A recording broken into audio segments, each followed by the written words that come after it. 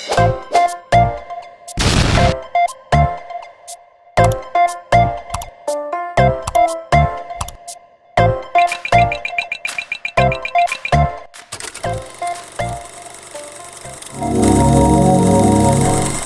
guys, kembali lagi bersama saya Kris Arawati di Iseng-iseng Teman Baru. Kali ini aku ketemu salah satu orang yang konten kreator juga. Dia adalah konten kreator yang bidang lebih review kopi ya. Ya, review kopi. Sekarang lagi suka review kopi kan? Lagi suka review kopi. Nah, salah satunya namanya Zulfi. Zulfi. Ya, cuma biasa teman-teman manggilnya Zul aja. Panggilnya Zul ya. Iya. Oke. Nah, gara-gara dia suka review kopi, aku tertarik banget ini. Kenapa sih kopi banyak varian rasa dari ada yang strawberry juga ya, rasa strawberry, banana ya? Banana ada, strawberry ada, fruit. Pokoknya dia ada yang fruity, creamy, floral ada. Kenapa sih kamu lebih seneng mempelajari hal-hal kayak gitu sih? Berawal dari mana sampai kamu bisa menyukai hal itu? Pertama itu awalnya dari kerjaan pastinya. Pertama kerja tuh awalnya dari kerja di Horizon Diana, Hotel Horizon Diana, Hotel Horizon Diana Timika. Itu dari FB Service. FB Service. Nah, job deskku di FB Service itu ya buat minuman, melayani tamu. Nah, pas kerja di FB Service itu, pas bikin minuman tuh rasa, seneng nih kalau bikin minuman terus orangnya suka gitu. Itu kayak rasanya ada kepuasan tersendiri gitu. Jadi di situ mulai bikin minuman, senang bikin minuman. Akhirnya berjalannya waktu, udah mahir nih, lumayan nih bisa bikin ini itu. Akhirnya sampai di titik punya signature, punya minuman sendiri gitu. Jadi nyiptain minuman sendiri dan saat nyiptain pertama kali teman-teman suka, ternyata itu rasanya seneng, ada kepuasan tersendiri sih di situ. Gara-gara buat signature itu Gara-gara buat signature itu, akhirnya mendalami lagi dunia beverage, mendalami lagi sampai akhirnya masuk di Kurulu Sky Lounge. Kurulu Sky Lounge ya, masuk ke Kurulu Sky Lounge. Di situ lebih dalam lagi belajar tentang bar. Yang ada di bar apa aja gitu. Tapi kamu kan pasti mau belajar lebih tahu tesnya. Itu kan nggak sembarangan orang kan untuk bisa memahami tes kopi gitu kan. Nah, gimana kamu mulai bisa merasakan dan ini rasanya kayak gini loh, bener-bener rasanya otentik gitu. Itu kan pasti butuh waktu. Iya. Nah, jadi itu pertama tuh aku ngikut program yang minum americano. Berarti kamu ikut program juga ya? Iya, ikut program untuk ya nurin berat badan. Jadi pertama itu suka nyoba-nyoba minum americano tiap hari, minum americano. Selama berapa ini? Itu jalan 6 bulan. 6 bulan. Jadi kamu sering minum americano selama 6 bulan itu ya? Iya benar, selama 6 bulan itu americano, hampir setiap hari americano terus. Akhirnya direkomendasiin sama temen kan, Zul cobain kopi ini dong, kopi filter gitu katanya kan. Emang bedanya apa sama americano ini? Kan sama-sama nggak pakai gula nih. Nggak pakai gula. Bedanya apa? Udah cobain aja. Terus sebelum dicobain dia kasih tahu, ini ada di kopi ini ada notes-nya. Notes itu seperti rasa. Jadi rasa yang pengen disampaikan dari roasternya, dari tukang yang manggang kopi untuk ke pelanggannya. Jadi di dalam kopi yang saya roaster ini ada rasa, misalnya rasa stroberinya nih, ada rasa honey-nya nih, ada rasa floral dan fruity-nya gitu. Jadi begitu aku rasa, dikasih tahu notes-nya kan, aku cari-carilah. Mana nih? Katanya rasa stroberi nih. Mana nih belum dapat? Penasaran. Mana nih rasa stroberinya kok belum dapat? Akhirnya lama-lama coba dirasain pelan-pelan lagi di dalam mulut kan. Jadi nyobain, akhirnya dapet tuh. Ternyata after taste-nya keluar nih rasa stroberinya. Di sini rasa stroberinya, dapet gitu. Jadi senang sendiri gitu. Wah, seru juga nih nyari-nyari rasa di kopi nih gitu. Jadi nggak cuma pahit sama asam aja, tapi ada rasa-rasa yang lain gitu. Rasa-rasa fruity, floral dan ada yang bahkan ada yang rempah-rempah juga. Rempah-rempah juga. Rempah-rempah juga. Banyak ya berarti ya? Banyak banget kalau mau di satu-satu. Beda satu-satu ya. Untuk di bidangmu itu selama ini apakah di Timika itu sudah banyak di bidang kayak servis minuman ya? Servis minuman, saya rasa mungkin banyak, cuma mungkin senior izin mungkin mereka kakak-kakak ini nggak mengontenin aja gitu. Jadi saya kontenin karena pengen ngasih tahu ke teman-teman kalau kopi tanpa gula juga enak loh. Kopi tanpa gula juga ada rasa-rasa yang seperti kopi yang kalian biasa pesan gitu. Ada rasa buah-buahnya, ada rasa creamy-creaminya. Enak juga loh kopi tanpa gula dan pasti lebih sehat. Nah, aku ini kan tadi minum ini, kan biasanya aku itu dapat namanya Arabica, tapi yang lebih taste-nya tuh spicy. Itu aku nggak suka banget rasa spicy iya, itu iya. kayak ada rasa kayak jahe ya. Mungkin aku nggak hobi rasa jahe. Hmm.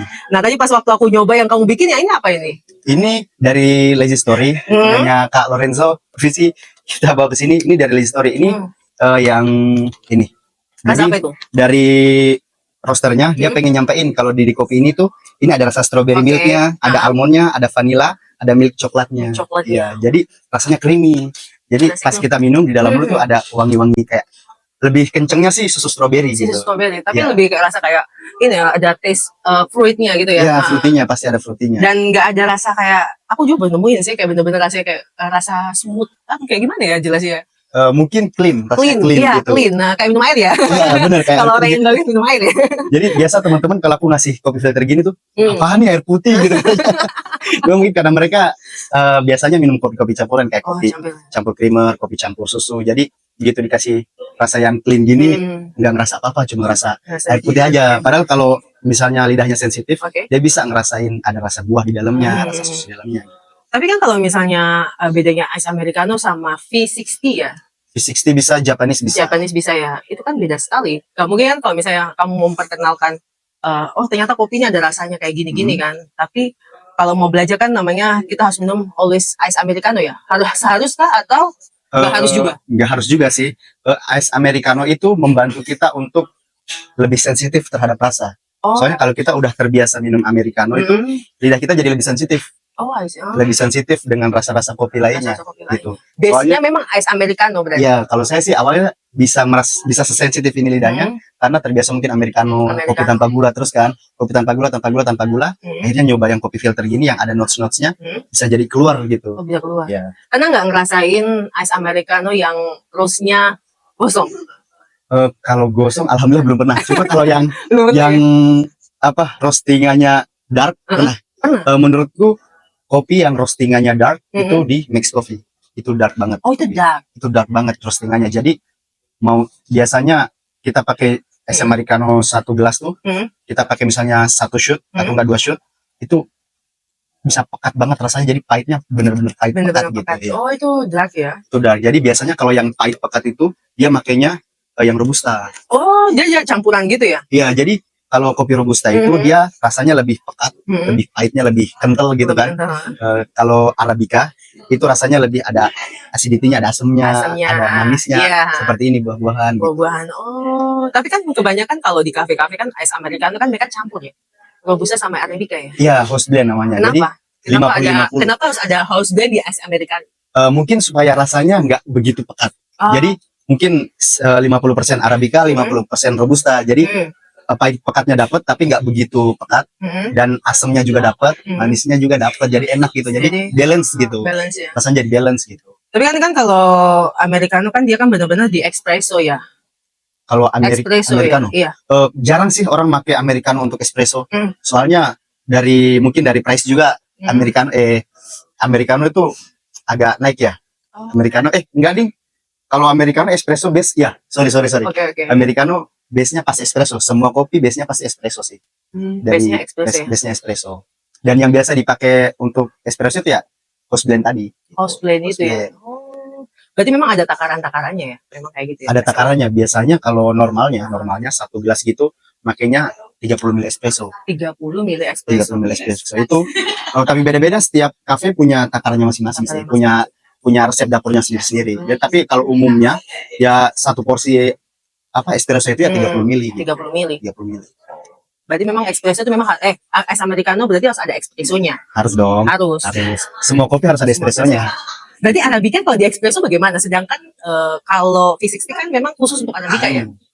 Iya kan? Kalau aku dengar-dengar kayak gitu sih. Ya, jadi itu yang tadi mau aku jelaskan, sorry, jadi salah jalur. Jadi kalau untuk arabica untuk espresso kayaknya itu untuk bisnis gini sayang banget. Soalnya price arabica tuh lebih mahal daripada robusta. Oh, gitu. Jadi gitu toh. Ya, mungkin price-nya lebih mahal, jadi sayang banget kalau mau dibikin espresso gitu. Jadi ya kita bikin kopi filter ini aja gitu. Kalau espresso itu biasanya ya house blend tadi, campuran 50-50 atau enggak full robusta gitu. Yang lebih pekat. Soalnya kalau mau pakai Arabica juga, mau dicampur ke susu, ke creamer itu kopinya nggak bakal kerasa. Oh, nggak Soalnya kan kerasa. rasanya clean kan, kalau Oh, Arabica iya sih, dia lebih clean. lebih Jadi lebih cocok pakai Robusta. Robusta. Jadi kan dia lebih dark, jadi mau dicampur susu, dicampur Oke, creamer, ah. tetap kerasa kopinya, Lebih kerasa tetap naik, kopinya, naik. gitu. Oh, keren, keren, keren. Tapi memang ini, aku tuh kan, aku baru pertama kali juga, kalau Robusta itu kan memang kan rasanya kayak gitu-gitu aja ya. Robusta. Ah, Iya, Robusta rasanya ciri khasnya gitu. ciri khasnya tuh kayak, aku pernah dengar itu rasanya kayak lebih smooth, lebih kayak ke rasa almond, milk gitu. Robusta kalau Iya.